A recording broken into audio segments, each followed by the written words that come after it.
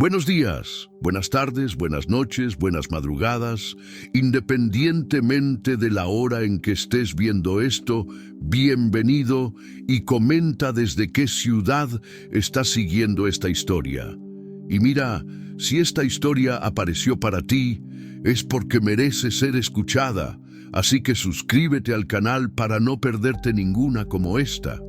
El sol comenzaba a ocultarse tras los cerros, tiñendo el cielo de tonos anaranjados y morados. Cuando cerré el último corral y me subí a la camioneta, mi plan era simple: seguir por la carretera principal, pasar por la tienda de Don Chente y regresar antes de que cayera la noche.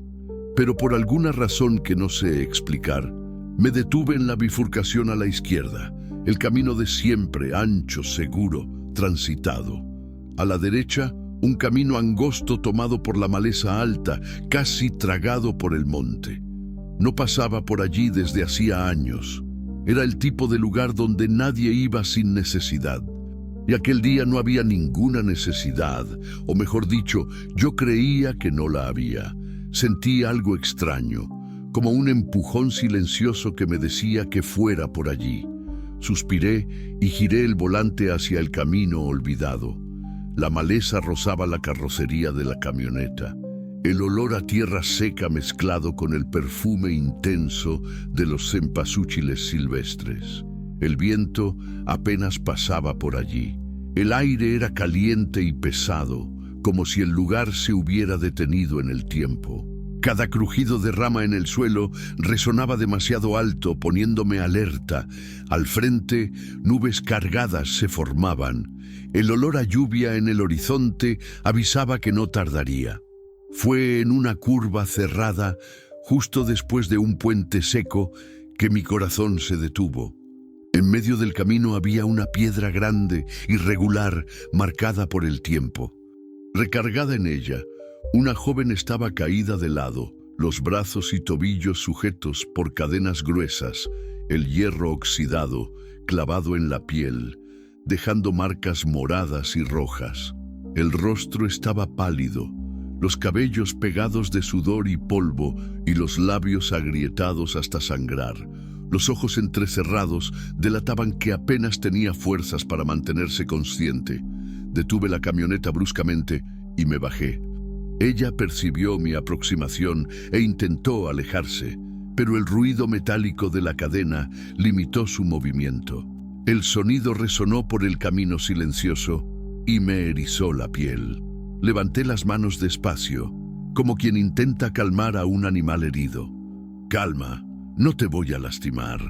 Me acerqué despacio. El candado estaba viejo, pero firme. Saqué el machete del cinto e intenté forzarlo, pero no cedía. Miré alrededor.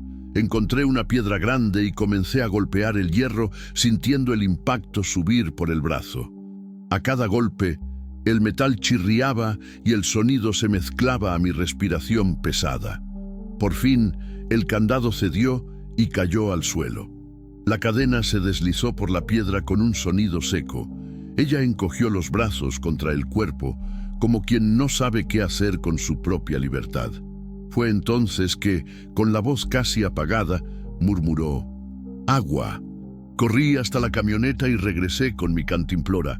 Ella bebió despacio, como quien tiene miedo de que se acabe antes de matar la sed. Después le ofrecí un pedazo de pan dulce que tenía guardado. Ella comió con las manos temblorosas, como si no viera comida desde hacía días. «¿Cómo te llamas?», pregunté. «Elena», respondió con voz débil y ronca. Decidí llevarla a mi rancho. Durante el camino, ella permaneció en silencio, abrazada a sí misma, mirando por la ventana sin realmente ver el camino. El olor de la lluvia se hacía más fuerte. Las primeras gotas comenzaron a golpear el parabrisas cuando llegamos al portón de la casa. Cuando bajamos de la camioneta, Elena miró la casa sencilla de ladrillo aparente y porche de madera, como si estuviera viendo un palacio. Preparé un plato sencillo: arroz, frijoles, un huevo estrellado y un vaso grande de leche. Después de comer, Ella se desplomó en el cuarto de huéspedes, cayendo en un sueño pesado. Me quedé sentado en el porche, escuchando la lluvia que finalmente llegó. Las gotas pesadas golpeaban el techo de lámina, creando una sinfonía que me calmaba desde niño, pero aquella noche mi cabeza no paraba. No. ¿Quién le había hecho aquello? ¿Por qué? ¿Y por qué justamente yo pasé por aquel camino olvidado? Recordé a Clara, mi esposa, que había muerto hacía 3 años en un accidente automovilístico en la carretera a Guadalajara.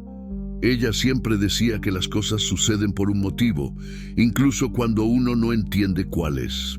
José Antonio, decía ella, el mundo pone a las personas en nuestro camino cuando ellas nos necesitan y cuando nosotros las necesitamos. Tal vez fuera eso. Tal vez Elena había aparecido en mi vida, no solo porque ella necesitaba ayuda, sino porque yo necesitaba un propósito. En los últimos 3 años había vivido en automático, cuidando las vacas, sembrando, cosechando, durmiendo, viviendo, pero sin estar realmente vivo. La lluvia continuó toda la noche y yo me quedé allí pensando en la muchacha que dormía en mi cuarto de huéspedes, sabiendo que mi vida había cambiado para siempre. Me desperté con el sonido de ollas en la cocina. Por un momento, aún medio dormido, pensé que Clara había regresado. Mi corazón dio un vuelco, pero la realidad golpeó rápido. Me levanté de la silla del porche donde había dormitado y fui a ver qué estaba sucediendo. Elena estaba en el fregadero, lavando los platos que había dejado sucios desde la semana pasada.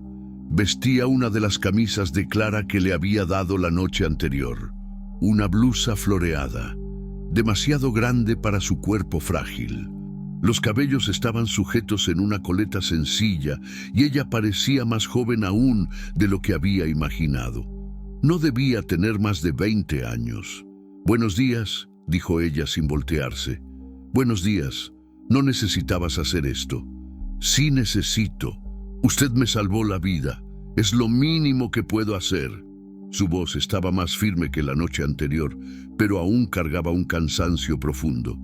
Preparé café mientras ella terminaba la loza. Nos sentamos a la mesa de la cocina y por algunos minutos el único sonido eran las tazas golpeando los platos. «Elena», comencé eligiendo las palabras, «no quiero presionarte, pero necesito entender lo que sucedió. Si alguien te hizo daño, podemos ir a la policía en Cristalina». Ella detuvo la taza a medio camino hacia la boca y me miró a los ojos por primera vez. Eran ojos castaños, grandes, pero con una tristeza que parecía antigua demasiado para una persona tan joven. «La policía no me va a ayudar», dijo bajo. «¿Por qué no?». Elena suspiró hondo, como si estuviera preparándose para contar una historia que preferiría olvidar. «Mi padrastro. Él tiene conexiones en el pueblo, dinero, influencia. Cuando mi madre murió hace 2 años, yo no tenía a nadie más. Él me llevó a vivir a su casa, pero ella paró, tragó seco. No era bondad, era negocio». Sentí un apretón en el pecho. «¿Qué tipo de negocio?». Él decía que una muchacha virgen vale mucho dinero para ciertos hombres. Hombres ricos que pagan bien por la primera vez de alguien. Las palabras salieron como susurros, pero cada una de ellas me atingió como un golpe. La taza tembló en mi mano. «¿Y tú?». Yo dije que no, muchas veces, hasta que en la última semana él perdió la paciencia. Dijo que iba a venderme queriendo yo o no, que si yo no colaboraba por bien, sería por mal. Elena limpió una lágrima que comenzó a descender. Entonces él me llevó a aquel camino y me dejó allí.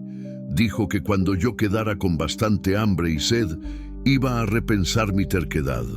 Quedé en silencio, procesando el horror de lo que ella había pasado. Recordé las cadenas, las marcas en la piel de ella. El monstruo había dejado a una joven para morir solo porque ella se rehusó a ser vendida como un objeto. «¿Cómo se llama?», pregunté, intentando mantener la voz calma. «Coronel Martínez. Él tiene un rancho grande cerca de Lagos de Moreno. Todo el mundo lo conoce por allá». Conocía el nombre. Ya había oído hablar de él en reuniones en el pueblo. Hombre rico, poderoso, de esos que piensan que pueden hacer cualquier cosa porque tienen dinero. El tipo de gente que yo siempre evité. Elena, estás segura aquí. Él no sabe dónde estás. No sabe ni que alguien te encontró. Pero necesitamos pensar en qué hacer. ¿Tienes parientes en algún lugar? ¿Algún lugar para ir? Ella negó con la cabeza. No tengo a nadie. Mi madre era hija única y mi padre murió cuando yo era pequeña. El coronel Martínez era todo lo que sobró de mi familia. Su voz se quebró un poco, o por lo menos era lo que yo creía. De repente, el teléfono sonó. Era uno de aquellos teléfonos antiguos de mesa que hacía un ruido demasiado alto. Atendí sin pensar. «Aló, José Antonio». La voz del otro lado era gruesa, autoritaria. «Aquí es el coronel Martínez. Estoy buscando a una muchacha que desapareció. Morena, unos 20 años, cabello largo. Usted no ha visto nada extraño en sus tierras, ¿no?» Mi sangre se heló. Miré a Elena, que había quedado blanca como papel. Ella había oído la voz del otro lado de la línea. «No, coronel, no he visto nada, no», respondí intentando parecer natural. «Es que ella huyó de casa. ¿Sabe cómo es? Estas muchachas nuevas, llenas de ideas en la cabeza. Si usted ve algo, me llama. Tengo una buena recompensa para quien me dé información». «Claro, si oigo algo, aviso». «Gracias, José». «Ah, y si alguien aparece por ahí pidiendo abrigo o ayuda, cuidado. Esa muchacha es peligrosa. Miente mucho, inventa historias. No crea nada de lo que ella diga». Descolgué el teléfono con la mano temblando. Elena estaba recargada en la pared, abrazada a sí misma, los ojos abiertos de miedo. «Él me está buscando», susurró. «Él me va a encontrar». «No lo hará», dije más firme de lo que me sentía. «No mientras yo esté aquí». Pero la verdad es que yo no sabía cómo iba a cumplir esa promesa. El coronel Martínez era un hombre poderoso, con recursos, y yo era solo un ranchero sencillo, solo en el mundo. ¿Cómo iba a proteger a Elena de un hombre así? Miré por la ventana de la cocina. El cielo estaba limpio después de la lluvia de la noche, pero yo sentía una tempestad aproximándose. Una tempestad que iba a probar todo lo que yo creía sobre lo correcto y lo errado, sobre coraje y miedo. Elena vino hasta mí y por primera vez tocó mi brazo. «Gracias», dijo bajito, «por no entregarme». En aquel momento, viendo el alivio mezclado con miedo en el rostro de ella, entendí que no había vuelta atrás. Yo había hecho mi elección. Ahora necesitaba vivir con las consecuencias y rezar para que fuera fuerte lo suficiente para proteger a aquella muchacha. Los días siguientes pasaron despacio, como suele suceder cuando uno está esperando que algo malo llegue. Elena se adaptó a la rutina del rancho de un modo que me sorprendió. Se despertaba temprano, incluso antes de que el sol naciera, y ya estaba en la cocina preparando café cuando yo bajaba. Durante el día me acompañaba en los trabajos más leves. Alimentar a las gallinas, regar la huerta pequeña que Clara había plantado y que yo mantenía medio abandonada, arreglar la casa. Ella no hablaba mucho, pero su presencia cambió la energía del lugar. La casa, que estaba silenciosa demasiado desde que Clara partió, ahora tenía vida. Pequeños señales, una olla en el fuego, una ropa en el tendedero, el sonido de alguien cantarolando bajito mientras barría el suelo. Fue en el 5.º día que Elena me hizo una pregunta que me cogió desprevenido. «José Antonio, ¿por qué usted nunca pregunta si yo estoy diciendo la verdad?» Estábamos en el porche al final de la tarde tomando un café y mirando el ganado en el pasto. El sol caía bajo, pintando todo de dorado, y los grillos ya comenzaban su música nocturna. «¿Por qué yo preguntaría eso?», respondí. «El coronel Martínez dijo por teléfono que yo miento mucho, que invento historias». Ella movía la cuchara en el café sin necesidad, nerviosa. La mayoría de las personas dudaría. Pensé un poco antes de responder. Elena, cuando te encontré en aquel camino encadenada como un animal, no necesité preguntar nada. Tus marcas contaron toda la historia que yo necesitaba oír. Tomé un sorbo del café. Y además, yo aprendí una cosa en la vida. La verdad tiene un peso diferente. Cuando alguien miente, las palabras salen ligeras de más. Cuando alguien cuenta algo verdadero, incluso doloroso, las palabras cuestan para salir. Pesan, las tuyas pesan. Ella me miró de un modo diferente, como si estuviera viendo algo en mí que no había notado antes. Usted debe haber sido un buen marido, dijo bajito. La frase me acertó en el pecho. Clara siempre decía que yo escuchaba demasiado y hablaba de menos. Reclamaba que yo guardaba todo dentro. ¿Y ella tenía razón? Creo que sí. Reí un poco, pero era una risada triste. Cuando ella murió, había tanta cosa que yo quería haber hablado y no hablé. Ahora no puedo más. Elena quedó quieta por un tiempo, solo mirando el horizonte. Después dijo: yo quiero trabajar de verdad, no solo ayudar en la casa. Quiero aprender a lidiar con el ganado, a plantar estas cosas. Si voy a quedarme aquí, no quiero ser un peso. No eres un peso, pero quiero ser útil. Su voz estaba firme, decidida. Mi madre siempre decía que el trabajo honesto dignifica a la persona. Yo quiero sentirme digna de nuevo. En los días que se siguieron, comencé a enseñar a Elena las tareas del rancho. Ella tenía manos delicadas, pero aprendió rápido a ordeñar las vacas, a separar a los becerros, a reconocer cuando un animal estaba enfermo. Veía en ella una determinación que me recordaba a la fuerza de Clara, pero de un modo diferente. Clara era fuerte por naturaleza. Elena estaba tornándose fuerte por necesidad. Una mañana, mientras arreglábamos una cerca que se había roto durante la lluvia, ella me contó más sobre su vida antes. Mi madre trabajaba en una tienda de ropa en Lagos de Moreno. Era costurera también, hacía vestidos para las señoras del pueblo. Elena sostenía los alambres mientras yo clavaba. Ella conoció al coronel Martínez cuando él fue a encargar un vestido para la esposa de él. La esposa había muerto y él dijo que quería guardar el vestido como recuerdo. Y ahí comenzaron a relacionarse. No fue bien así. Mi madre era, como decir, ingenua de más. Creía en las personas. El coronel comenzó a aparecer en la tienda trayendo regalos, hablando bonito. Mi madre quedó encantada. Él era rico, poderoso, y ella una viuda sencilla con una hija para criar. Entendí el resto sin que ella necesitara hablar. Hombres como el coronel Martínez saben cómo seducir mujeres vulnerables. Hacen promesas bonitas hasta conseguir lo que quieren. Cuando ellos se casaron, al comienzo él hasta fingía preocuparse conmigo. Pagaba mis estudios, compraba ropas, pero después que mi madre murió en un accidente... ¿Qué tipo de accidente? Elena paró de sostener el alambre y me miró a los ojos. Ella cayó de la escalera de casa, golpeó la cabeza, pero yo siempre aché extraño. Mi madre no era descuidada y en aquellos últimos meses ella andaba muy nerviosa, como si supiera de alguna cosa que no podía hablar. Sentí un frío en la espina. Usted achaba que... no sé, nunca voy a saber.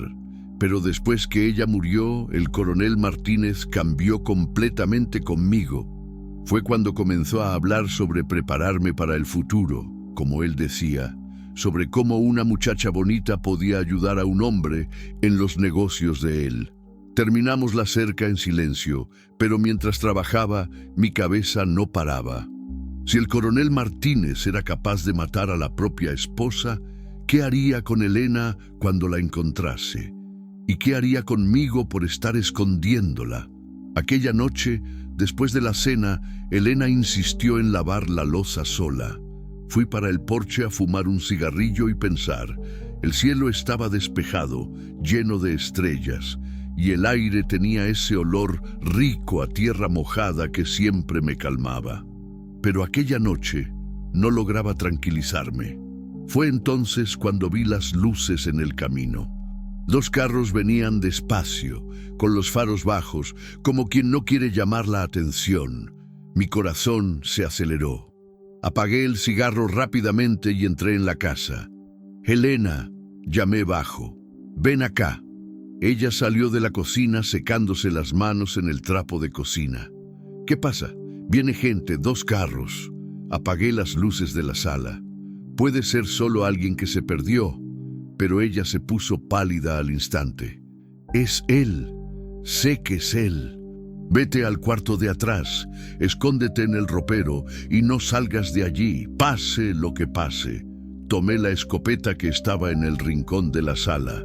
«Si grito tu nombre, sales corriendo por el patio trasero y te vas para el monte. No mires para atrás. José Antonio, no hagas eso por mí. Vete», dije más duro de lo que pretendía. Ahora Helena corrió hacia el fondo de la casa. Yo me quedé en la sala oscura esperando. Los carros pararon en el portón. Oí puertas golpeando, voces bajas, pasos en la tierra. Alguien tocó la puerta. «José Antonio», era la voz gruesa del coronel Martínez.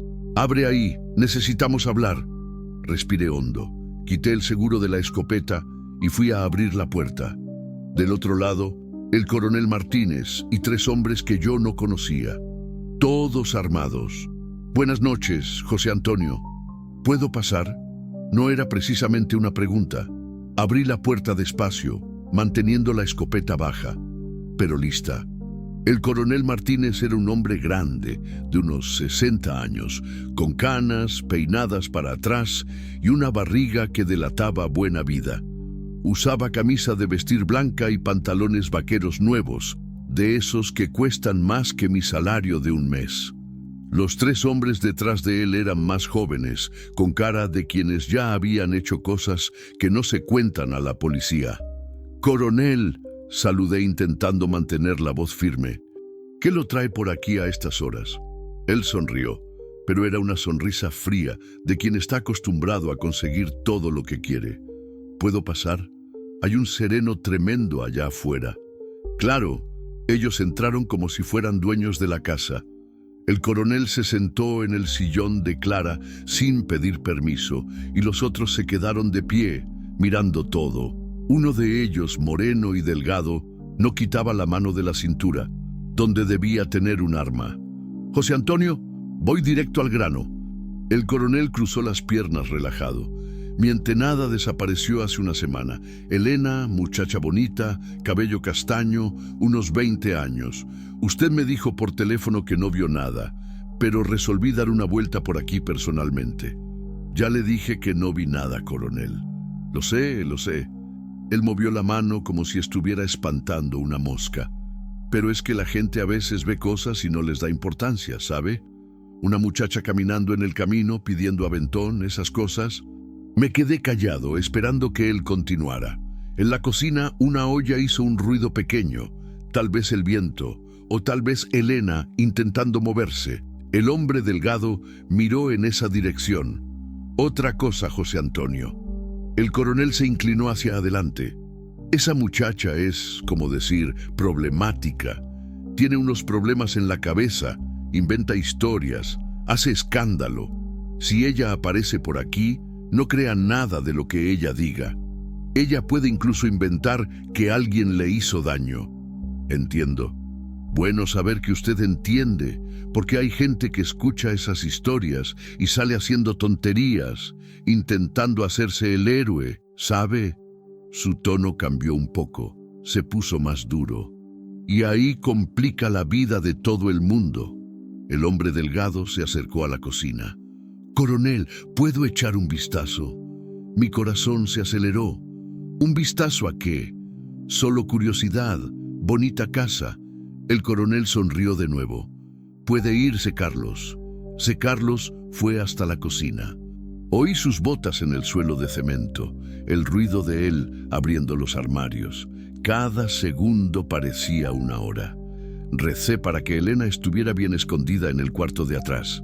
«Coronel, con todo respeto, ¿qué están buscando en mi cocina?». «Calma, José Antonio, es solo una verificación de rutina». Él sacó un cigarro del bolsillo y lo encendió sin pedir permiso. «Usted no se incomoda, ¿verdad?». C. Carlos volvió de la cocina. «Nada, coronel, solo trastes lavados, pero hay 2 tazas en el fregadero». «Maldición, olvidé las tazas del café de la tarde». «¿2 tazas?» El coronel me miró con interés renovado. «¿Recibió visita hoy, José Antonio?». «Mi vecino, don Orlando, pasó por aquí en la tarde». «Ah, don Orlando, lo conozco». El coronel dio una calada larga. «Hombre trabajador. ¿Cuántos años tiene que su esposa murió?». «Era una trampa. Don Orlando nunca se casó». «Él nunca se casó, coronel». «Ah, es verdad. Me confundí con otro». Él sonrió, pero sus ojos seguían duros. C. Carlos va a echar un vistazo a los cuartos. «Coronel, espere ahí». Me levanté de la silla. «Usted no puede estar revisando mi casa así. Necesita una orden para eso». Los otros 2 hombres se movieron, se pusieron más atentos. El coronel levantó la mano, un gesto para que ellos se calmaran. «José Antonio, José Antonio, estoy siendo educado aquí, pidiendo con buenas maneras». Su voz se puso más baja, más peligrosa. «Pero puedo dejar de ser educado si es necesario. ¿Usted entiende lo que estoy diciendo?». Entendí perfectamente. Ellos iban a revisar la casa, queriendo yo o no. «Está bien», dice, «pero rapidito. Tengo que levantarme temprano mañana». C. Carlos fue por el pasillo. Lo oí abriendo puertas, moviendo cosas. Primero mi cuarto, después el baño. Por fin, el cuarto de atrás donde Elena estaba escondida. El silencio duró una eternidad. «Coronel». C. Carlos gritó desde el fondo de la casa. «Mejor venga aquí». Mi sangre se heló. El coronel se levantó despacio, tiró el cigarro al suelo y lo pisó. «Vamos, José Antonio, vamos a ver lo que C. Carlos encontró». Caminamos por el pasillo como si estuviéramos yendo a un funeral. Mi funeral, tal vez. Cuando llegamos al cuarto, C. Carlos estaba parado frente al ropero abierto. «¿Qué pasa?», preguntó el coronel. «Mire esto». C. Carlos apuntó hacia el suelo del ropero. «Ropa de mujer. Y no es ropa vieja, no. Tiene olor a perfume fresco». Era la ropa que le había dado a Elena, la ropa de Clara. «Interesante», dijo el coronel mirándome. «José Antonio, ¿usted no me dijo que tenía una mujer viviendo aquí?». «No tengo». «Entonces, ¿de quién es esa ropa?», pensé rápido. «De mi esposa Clara. Ella murió hace 3 años, pero aún no conseguí deshacerme de sus cosas». El coronel tomó una de las blusas y la olió. «Olor bien fresco para ropa de difunta, ¿no cree? Yo a veces pongo perfume en ellas. Me recuerda a ella». Era la excusa más ridícula que podía haber inventado, pero fue lo que salió. El coronel rió bajito. «José Antonio, José Antonio, usted me está mintiendo». Él soltó la blusa y se acercó más. «Y a mí no me gusta cuando me mienten». Fue en ese momento que oímos el ruido. Un estornudo viniendo de debajo de la cama. Todos miraron hacia abajo al mismo tiempo. C. Carlos se agachó y miró debajo de la cama. «Coronel», dijo él con la voz llena de satisfacción, «la encontré». Mi mundo se derrumbó. Elena estaba encogida debajo de la cama, temblando como una hoja. C. Carlos la jaló del brazo, no muy delicado. «Hola, mi querida», dijo el coronel, y su voz era demasiado dulce, demasiado peligrosa. «Qué falta me hacía verte». Elena me miró con desesperación, como si estuviera pidiendo disculpas por haber sido descubierta. Yo quería decir que no era culpa de ella, que yo había fallado en protegerla, pero las palabras no salían. «Ahora, José Antonio», el coronel volvió su atención hacia mí. «Tenemos un problema. Usted me mintió, escondió a mi entenada y yo no puedo dejar que eso pase desapercibido». Él hizo una señal para los otros hombres. 2 de ellos se acercaron a mí. «Coronel, por favor», conseguí hablar. «Ella no hizo nada de malo. Estaba con miedo, perdida». «Ah, ¿entonces ella le contó alguna historia?». «Sí». Él rió. Le dijo que el padrastro malvado quería lastimarla, que ella era una jovencita inocente. Ella me contó la verdad. ¿La verdad? El coronel soltó una carcajada. José Antonio, usted es más ingenuo de lo que pensaba. Elena aquí es una ladrona. Huyó de casa después de robar una cantidad considerable de dinero mío y todavía tuvo la cara dura de esparcir mentiras sobre mí por el pueblo. Eso no es verdad. Elena gritó por primera vez. José Antonio, no le crea, él está mintiendo. Cállate la boca, dijo C. Carlos, apretando el brazo de ella con más fuerza. El coronel continuó. Además de ladrona, ella es mentirosa, compulsiva. Ya la llevé a médicos y todo. Enfermedad mental, sabe cómo es. Pero ahora ella va a volver a casa, donde yo puedo cuidarla bien. Suéltala, dije intentando sonar firme. ¿O qué? El coronel rió. ¿Usted va a hacer qué, José Antonio? ¿Dispararme? ¿Matar a 4 hombres armados? Usted ni siquiera quitó el seguro de esa escopeta bien. Miré el arma en mi mano. Era verdad. Estaba tan nervioso que olvidé quitarle el seguro completamente. Pero voy a hacer un trato con usted, continuó el coronel. Usted finge que nada de esto pasó y yo finjo que usted no me mintió. Todo el mundo queda feliz. Elena, vuelve a casa. Usted continúa su vida pacata aquí en el rancho y nadie sale lastimado. ¿Y si digo que no? La sonrisa del coronel desapareció. Entonces, usted y Elena van a tener el mismo destino y va a ser muy desagradable para los dos. Miré a Elena. Ella estaba llorando ahora, pero sus ojos me decían que no me preocupara por ella, que salvara mi propia vida. Pero yo no podía hacer eso, no después de todo. «Coronel», dije, y mi voz salió más calmada de lo que esperaba. «Usted está en mi casa amenazando a una muchacha que yo estoy protegiendo. Creo que es mejor que se vaya». Ahora el silencio que siguió fue pesado como plomo. El coronel me miró como si estuviera viendo un bicho exótico. «José Antonio, ¿usted está seguro de lo que está haciendo?»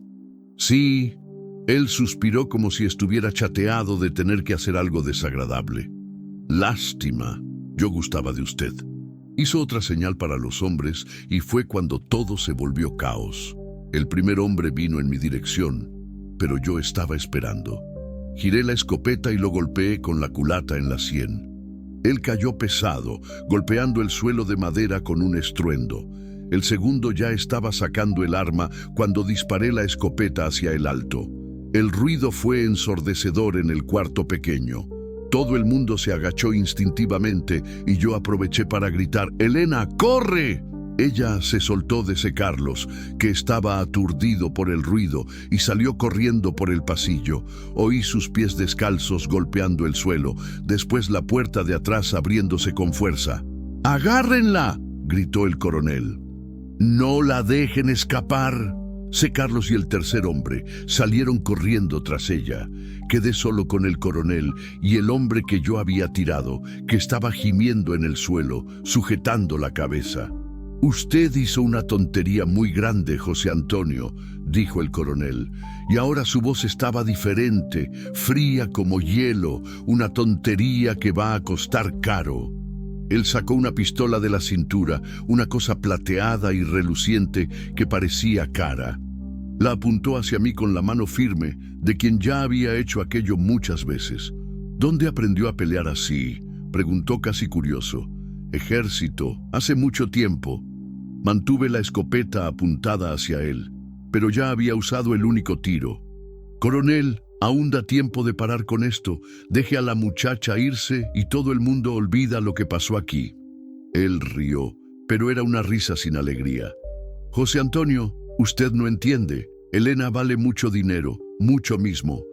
Tiene un cliente esperando hace semanas, pagó por adelantado. Yo no puedo simplemente dejarla escapar, ¿no? ¿Qué tipo de cliente paga por una muchacha? El tipo que tiene gustos específicos y mucho dinero para satisfacer esos gustos». Sus ojos brillaron con una ganancia asquerosa. «Elena es especial, muchacha bonita, intacta, asustada. Hay hombre que paga una fortuna por eso. Sentí ganas de vomitar. Usted es un monstruo. Soy un hombre de negocios. Él se encogió de hombros. Y usted es un obstáculo en mis negocios. Fue en ese momento que oímos los gritos allá afuera. Elena estaba gritando, un sonido de desesperación que me cortó como un cuchillo. Después vino la voz de C. Carlos. «Coronel, ella subió a un árbol, no quiere bajar». El coronel suspiró irritado. «¡Imbéciles!». Él me miró. «Vamos a resolver esto, José Antonio. Usted va allá afuera, va a convencerla de que baje del árbol y todo el mundo se va de aquí civilizadamente». ¿Y si digo que no? Entonces yo mato a usted aquí mismo e iré a buscarla yo mismo. De cualquier modo, ella irá conmigo. La única diferencia es si usted va a estar vivo o muerto cuando eso suceda». El hombre en el suelo consiguió sentarse aún medio tonto. Sangre escurría de un corte en la testa. «Coronel, déjeme matar a ese desgraciado». «Calma, Julio. El José Antonio aquí es inteligente. Él va a colaborar». El coronel no quitó el arma de mí. «No va, José Antonio». Miré hacia la ventana del cuarto. Allá afuera veía la luz de las linternas de los hombres, procurando a Elena. La oí gritar de nuevo, y esa vez reconocí dónde estaba. En el viejo mango grande que quedaba atrás de la casa, el mismo árbol donde Clara subía cuando era niña, según ella me contaba. «Está bien», dije. «Voy a convencerla, hombre inteligente». El coronel sonrió. «Pero solo para garantizar, Julio va con usted, y si usted intenta alguna cosa lista, él la mata en el acto». Salimos de la casa los tres juntos. Allá afuera la noche estaba clara, con luna llena iluminando el patio. C. Carlos y el otro hombre estaban parados debajo del mango, apuntando linternas hacia arriba. Entre las hojas veía el vestido claro de Elena. «¡Elena!», grité. «Soy yo, José Antonio. Voy a subir ahí». «¡No!», ella gritó de vuelta. «Él va a matarme. Nadie va a lastimarte, yo prometo». «Usted no puede protegerme, José Antonio. Son muchos y tienen armas». Ella estaba cierta y yo sabía de eso. Pero necesitaba pensar en alguna cosa. Miré alrededor, buscando una salida, una oportunidad, cualquier cosa. Fue cuando vi las nubes llegando. Nubes pesadas, cargadas, venían del oeste como una pared oscura. El viento comenzó a soplar más fuerte, balanceando el árbol donde Elena estaba.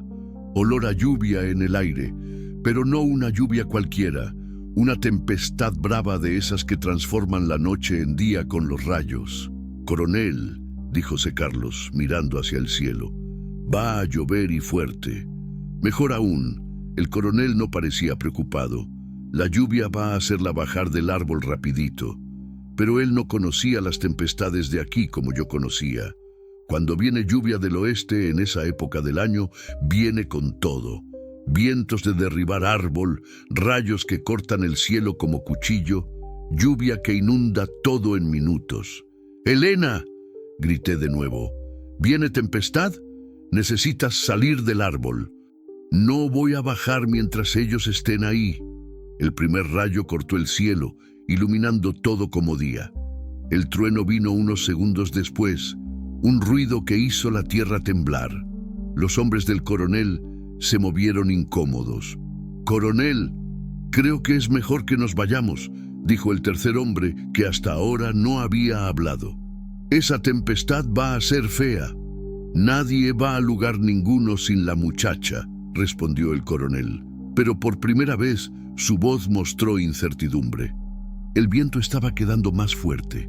Las hojas del mango se balanceaban violentas y Elena se sujetaba en los gallos como podía. Otro rayo más cerca esa vez, el olor de ozono en el aire. Fue cuando tuve la idea. «¡Coronel!», grité por encima del viento. «Sus linternas. Apaguen las linternas». «¿Por qué?». «Rayos. El metal atrae los rayos. Si siguen con esas linternas prendidas en la tormenta, van a acabar como carne asada». Era mentira, claro. O al menos no era exactamente así como funcionaba. Pero en la oscuridad, con el viento aullando y los truenos partiendo el cielo, cualquier cosa parecía posible. C. Carlos miró su linterna como si fuera una víbora venenosa. «Coronel, ¿será que apagamos esa madre?», gritó C. Carlos. «¡Apaguen todas!», gritó el coronel. Apagaron las linternas. De repente quedamos todos a oscuras, solo con la luna y los relámpagos para iluminar. Era mi oportunidad. Me tiré detrás de una pila de leña vieja que estaba cerca del árbol. Julio, que me estaba vigilando, tardó un segundo en entender lo que estaba pasando. Cuando él fue a buscarme, yo ya me estaba moviendo. El tercer rayo cayó cerca, muy cerca. El relámpago me mostró a Julio a unos 3 metros, tratando de verme en la oscuridad. Tomé un pedazo de madera de la pila de leña y lo lancé en dirección de su voz. Oí un grito y el ruido de alguien cayendo. «¡José Antonio!», gritó el coronel. «¡Maldito desgraciado! ¿Dónde estás?». La lluvia comenzó. Primero unas pocas gotas gruesas, después un diluvio. En segundos estábamos todos empapados. El viento se volvió vendaval, doblando los árboles, levantando polvo y hojas secas. «¡Elena!», grité ahora. «¡Baja del árbol y corre!». No sé si ella me oyó por encima de la tormenta, pero vio una sombra moviéndose en el árbol. Ella estaba bajando. «¡Allá!», gritó C. Carlos. «Ella está bajando». Más relámpagos, más truenos. La lluvia era tan fuerte que apenas daba para ver a 1 metro de distancia. Oí pasos corriendo en varias direcciones, gritos, insultos. Alguien tropezó y cayó con estruendo. Conseguí llegar hasta el pie del mango en el momento en que Elena tocó el suelo. Ella estaba empapada y temblando, pero viva. «¡José Antonio!», ella gritó. «¿Qué hacemos?». «Corre», respondí, «para el monte. Ellos no van a conseguir seguirnos en esta lluvia». Empezamos a correr juntos de manos dadas, tropezando en la oscuridad. Detrás de nosotros oía los gritos de los hombres del coronel, pero ellos estaban perdidos como nosotros en la tormenta. Corrimos hasta la selva cerrada que quedaba detrás del rancho. Allá, debajo de un árbol grande que ofrecía un poco de protección de la lluvia, paramos para respirar. «José Antonio», Elena dijo con la voz temblando de frío y miedo. «¿Qué vamos a hacer ahora? Ellos no van a desistir». La miré empapada, temblando, pero valiente como una guerrera. En aquel momento, con la tormenta rugiendo alrededor y los hombres del coronel buscándonos en la oscuridad, entendí una cosa importante. Yo no estaba más huyendo solo para proteger a Elena. Estaba huyendo porque por primera vez en 3 años tenía algo por lo que valía la pena luchar. Alguien que me hacía recordar que estar vivo es diferente de apenas respirar. «Vamos a irnos», dije, «esta noche misma. No podemos quedarnos aquí». «¿Para dónde?», pensé un poco. «Tengo un primo en Guadalajara, nunca le caí muy bien, pero es gente honesta, puede ayudarnos». Un relámpago iluminó el rostro de ella. Vi miedo, pero también determinación. «José Antonio, usted no necesita hacer esto. Puede fingir que yo huí sola en la tormenta. Él va a creer». «Elena», sujeté sus 2 manos. 3 años atrás, cuando Clara murió, yo pensé que mi vida había terminado, que yo solo estaba esperando la hora de morir también. Pero usted me hizo recordar que aún soy capaz de proteger a alguien, de hacer algo que importa. No voy a dejar que enfrente esto sola». Ella lloró, pero esta vez no era solo de miedo, era de alivio, de gratitud, de alguna cosa que ninguno de los dos conseguiría explicar, pero que estaba allí real como la lluvia que mojaba nuestros rostros. La tormenta continuó rugiendo por la noche y nosotros quedamos allí planeando nuestra fuga. 2 fugitivos unidos por el destino y por la valentía de hacer lo que era correcto, incluso que costara todo. 3 meses después, yo estaba sentado en el porche de la casa de mi primo Marcos en Guadalajara, tomando café y mirando a Elena regar las flores que ella había plantado en el pequeño jardín del frente. El sol de la mañana daba en su cabello, que ahora estaba más largo y brillante. Ella había ganado peso, perdido aquel aire asustado que cargaba cuando la encontré en el camino. La fuga había sido más difícil de lo que imaginábamos. En aquella noche de la tormenta quedamos escondidos en la selva hasta el amanecer. Cuando los hombres del coronel finalmente desistieron de buscarnos en la oscuridad y se fueron, volvimos a la casa solo para agarrar algunas cosas esenciales: el dinero que yo tenía guardado, documentos, la foto de Clara que quedaba en la mesa de noche. Salimos de casa cuando el sol aún no había nacido por el camino trasero, evitando el principal. En la camioneta vieja, con Elena acostada en el asiento trasero, cubierta por una lona para no ser vista, dirigimos hasta Guadalajara sin parar. Cada carro que pasaba en la dirección contraria hacía mi corazón acelerar. Marcos nos recibió sin hacer muchas preguntas. Era un hombre práctico, trabajador, que entendía que a veces la vida pone a uno en situaciones donde no da para explicar todo en los detalles. «Ustedes pueden quedarse el tiempo que necesiten», dijo apenas, «pero Elena va a tener que conseguir documentos nuevos si quiere trabajar en la ciudad». Fue lo que ella hizo. Con la ayuda de un abogado que Marcos conocía, conseguimos cambiar el nombre de ella legalmente, crear una nueva identidad. Elena se convirtió en Ana Cristina Santos, de Cristalina, Jalisco, una muchacha simple que había venido para la capital a buscar trabajo y una vida mejor. Y ella encontró los dos. Primero consiguió empleo en una panadería pequeña, en la colonia donde Marcos vivía. El dueño, don Baldir, era un hombre bonachón que quedó impresionado con la dedicación de ella. Elena, Ana, llegaba siempre antes de la hora, trabajaba sin reclamar, trataba a los clientes con una gentileza que venía de quien conoce el valor de ser tratado bien. En pocas semanas, don Baldir la ascendió para cajera. En 2 meses, ella estaba prácticamente administrando la panadería. «Esa muchacha tiene un don», me dijo una vez. «Entiende de gente, sabe cómo hacer las cosas funcionaren». Cuanto a mí, al comienzo yo no sabía qué hacer. Había vendido el rancho para el vecino por un precio justo, pero no era hombre de ciudad. El ruido, el movimiento, la prisa de todo el mundo me dejaban inquieto. Marcos intentó conseguirme trabajo en una empresa de seguridad, pero yo no me adapté. Fue Elena quien sugirió la solución.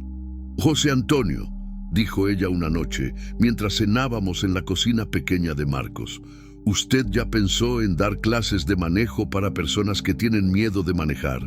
«¿Cómo así? Usted es paciente, tranquilo, enseña bien». Ella movía los frijoles en el plato, pensativa. «Y hay mucha gente en la ciudad que necesita aprender a manejar, pero tiene miedo. Principalmente mujeres que pasaron por situaciones difíciles». La idea era buena, mejor que buena. En algunas semanas ya tenía 5 alumnas regulares, mujeres que habían salido de relaciones abusivas y necesitaban aprender a manejar para tener independencia. Madres solteras que necesitaban el carro para trabajar. Muchachas como Elena que estaban recomenzando la vida. Descubrí que tenía maña para enseñar, tal vez porque entendía el miedo. Sabía lo que era sentirse perdido, vulnerable, sin saber para dónde ir. Con el tiempo, conseguí incluso abrir una pequeña autoescuela en sociedad con un amigo de Marcos. Pero lo más importante era ver a Elena, Ana, floreciendo. Ella hacía clases de contabilidad en la noche en el Senac. Tenía planes de un día abrir su propio negocio. Hablaba de crear una panadería especializada en dulces caseros, de esos que hacen a la gente sentirse en casa. «Quiero un lugar donde las personas se sientan seguras», decía. «Un lugar que huela a cariño». En los fines de semana íbamos al Parque Agua Azul. A ella le gustaba sentarse cerca del lago y quedar mirando a las familias, a los niños jugando, a las parejas enamorando. «Es bonito ver gente feliz», decía. «Me recuerda que es posible». Fue en uno de esos sábados, 3 meses después de la fuga, que ella me hizo una pregunta que yo no esperaba. «José Antonio, ¿Usted extraña el rancho? Pensé antes de responder. A veces extraño el silencio, el olor de la tierra después de la lluvia, el trabajo con las manos. ¿Y si nosotros volviéramos para el interior? No para Cristalina, pero para otro lugar, comenzar de nuevo, pero juntos esta vez. La miré sorprendido. ¿A usted no le gusta la ciudad? Me gusta. Me gusta la independencia, el trabajo, de aprender cosas nuevas. Ella lanzó un pedacito de pan para los patos del lago. Pero la ciudad es grande de más para mí. Siempre voy a sentirme un poco perdida aquí. ¿Y qué está sugiriendo? Que juntemos nuestros dineros, compremos un pedacito de tierra en un lugar bonito, lejos de todo. Yo toco una panadería pequeña, usted da clases de manejo, criamos gallinas, plantamos una huerta. Ella sonrió, y era una sonrisa llena de esperanza, no para huir de la vida, sino para construir una vida nuestra. La idea me emocionó más de lo que esperaba, una vida nuestra, como si fuéramos una familia de verdad. Ana, dije usando el nombre nuevo de ella, hay una cosa que necesito decirle. ¿Qué? Nosotros, usted y yo, no somos parientes, no estamos casados. La gente va a hablar. Ella rió una risada leve como música. José Antonio, usted tiene 52 años, yo tengo 22. Si usted está preocupado con lo que las personas van a pensar, es porque no entendió aún quién soy. Ella me miró a los ojos. A mí no me importa la edad, no me importan las lenguas maledicentes, me importa el carácter, la bondad, con encontrar a alguien que me trate como ser humano, no como objeto. Y usted sabe que lo salvo a usted, no solo en aquel camino, pero todos los días desde entonces. Me salvó de volverme una persona amarga, llena de odio. Me mostró que aún existen hombres buenos en el mundo. Ella tomó mi mano. Y creo que yo también lo salvé a usted de vivir solo de recuerdos. Tenía razón. En los últimos meses, por primera vez desde la muerte de Clara, yo había despertado con ganas de vivir el día. No apenas sobrevivir a él, sino realmente vivirlo. Entonces, dije, ¿dónde vamos a buscar esa tierra? ¿Qué tal cerca de San Miguel de Allende? Oí decir que es bonito allá. Tiene cascadas, aire puro, gente simple y queda lo suficientemente lejos de cualquier lugar donde el coronel Martínez pueda tener influencia. San Miguel de Allende, repetí. Me gusta el nombre. Quedamos sentados allí en el parque hasta que el sol se puso, planeando nuestro futuro. Una panadería con mesas en el porche donde las personas pudieran tomar café y conversar. Una autoescuela pequeña para enseñar a manejar a quien necesitara de independencia. Una huerta, unas gallinas, un perro callejero que Elena quería adoptar. Sueños simples, pero nuestros. En aquella noche, cuando volvimos a casa, Elena me abrazó en la puerta de su cuarto. Gracias, dijo bajito. ¿Por qué? Por enseñarme que es posible recomenzar. Que no importa cuán oscuro se ponga, siempre hay una mañana después de la noche. Quedé pensando en esas palabras después que ella entró en el cuarto. 3 años atrás, cuando Clara murió, pensé que mi historia había terminado, que yo iba a vivir el resto de la vida como un hombre incompleto, cargando el peso de lo que había perdido. Pero la vida, descubrí, tiene de esas cosas. Coloca personas en nuestro camino cuando menos esperamos. Personas que llegan quebradas, lastimadas, perdidas, como Elena llegó, pero que cargan dentro de ellas la fuerza para nos arreglar también. No era amor romántico, no aún. Tal vez nunca fuera, pero era algo más raro y precioso. Era compañerismo, era cuidado mutuo. Era la certeza de que ninguno de nosotros iba a enfrentar el mundo solo. Una semana después, tomamos un autobús para San Miguel de Allende. Llevamos 2 maletas pequeñas y un corazón lleno de esperanza. En la terminal de autobuses, antes de embarcar, miré para atrás una última vez. Guadalajara continuaba su movimiento frenético, indiferente a nuestra partida. Pero para nosotros, Aquella ciudad había sido un lugar de cura, un lugar donde aprendimos que es posible reinventar la propia vida incluso cuando todo parece perdido. ¿Listo?, preguntó Elena, ya sujetando el boleto. «Listo», respondí, y nos fuimos para nuestra nueva vida. Dos sobrevivientes que habían encontrado uno en el otro la fuerza para recomenzar. El autobús cortó el camino polvoriento, levantando nubes rojas que se perdían en el cielo azul de Jalisco. En el asiento al lado, Elena dormitaba con la cabeza apoyada en la ventana, una sonrisa pequeña en los labios. Pensé en Clara y, por primera vez en 3 años, conseguí recordarla sonriendo, no muriendo. Pensé en el coronel Martínez y sentí pena de él. Un hombre que tenía tanto dinero y poder, pero nunca iba a conocer la riqueza de salvar a alguien sin esperar nada a cambio. Pensé en el camino desierto, donde encontré a Elena, encadenada como un animal, esperando para morir. Y entendí que aquel desvío que hice en aquel final de la tarde no había sido coincidencia. Había sido el destino dándome una segunda oportunidad. Una oportunidad de descubrir que a veces cuando salvamos a alguien, estamos salvándonos a nosotros mismos también. El autobús siguió por el camino polvoriento, cargando 2 corazones curados y una historia de esperanza que nadie más iba a conseguir quitarnos. Entre la sequía y la lluvia, nosotros habíamos encontrado nuestro lugar al sol. Hay encuentros en la vida que nos transforman para siempre, no porque cambian quién somos, sino porque nos recuerdan de quien siempre fuimos capaces de ser.